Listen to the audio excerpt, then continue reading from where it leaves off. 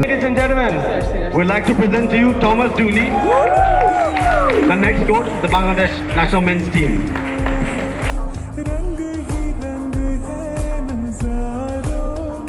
Bafufe official ভাবে Thomas টুলিকে বাংলাদেশের নতুন কোচ হিসেবে ঘোষণা করছে। আজ শুক্রবার সন্ধ্যায় সাংবাদিকদের সামনে অফিসিয়াল ভাবে ঘোষণা করছেন টমাস টুলির নাম। বাফুফের সভাপতি তাবি দেওয়ালে তিনি মূলত জার্মানির জন্মগ্রহণ করেছিলেন, কিন্তু ফুটবল ক্যারিয়ার শুরু করেছিলেন আমেরিকার হয়ে। মূলত টমাস টুলির বাবা আমেরিকান আর মা হলো জার্মানি, তাই তিনি বেছে নিয়েছিলেন আমেরিকার দলকে। মূলত এই কোচের বয়স ছিল 65 বছর। তিনি মূলত কোচ এবং খেলোয়াড় দুই ভূমিকাতেই বেশ সফল।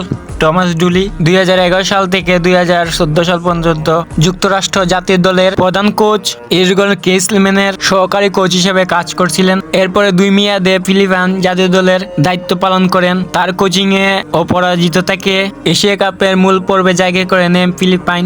এমনকি ডুলির অধীনেই নিজেদের ইতিহাসে সর্বোচ্চ ফিফা র্যাঙ্কিং নিশ্চিত করছিলেন। মাঝে ভিয়েতনামের ক্লাব বিতেলের স্পোর্টিং ডিরেক্টর হিসেবে কাজ করেছিলেন ডুলি। মাঝে স্বল্প মেয়াদে কাজ করেছেন। গায়নার জাতীয় দলের কোচ হিসাবে কাজ করেছিলেন ডুলি। তার অধীনে 4 ম্যাচ খেলে 4 ম্যাচই জিতছে গায়না। বাংলাদেশের কোচ হতে সম্পত্তি সেখান থেকে রিজাইন নিয়ে বাংলাদেশের দায়িত্ব চালানোর জন্য চলে এসেছেন। জন্মসূত্রে জার্মান হলেও সাবেক ডিফেন্সিভ মিডফিল্ডার টমাস ডুলির খেলোয়াড় জীবন কেটেছে যুক্তরাষ্ট্রের হয়ে। দেশটির হয়ে 7 বছরের আন্তর্জাতিক ক্যারিয়ারে 81 ম্যাচ খেলে করেন 7 গোল। 1994 বিশ্বকাপে যতটা খেলা হয়েছে সব ম্যাচই খেলেছেন তিনি। এরপরে বিশ্বকাপেও যুক্তরাষ্ট্র অধিনায়ক হিসেবে খেলেন তিনি। তো এইদিকে তিনি ক্লাব ক্যারিয়ারও কিন্তু অনেক ভালো। টমাস ডুলির ক্লাব ফুটবলের শিরোপাগুলো অনেক ভারী। সোনালী সময় কেটেছে জার্মান লিগে। 1997 সালে শার্কের হয়ে ওয়েফা কাপ আর এফসির কাইডার্স লায়নের হয়ে 90-91 মৌসুমে জিতেন বন্দিস লিগ শিরোপা। সব মিলিয়ে ডুলির ফুটবল ক্যারিয়ার সমৃদ্ধ।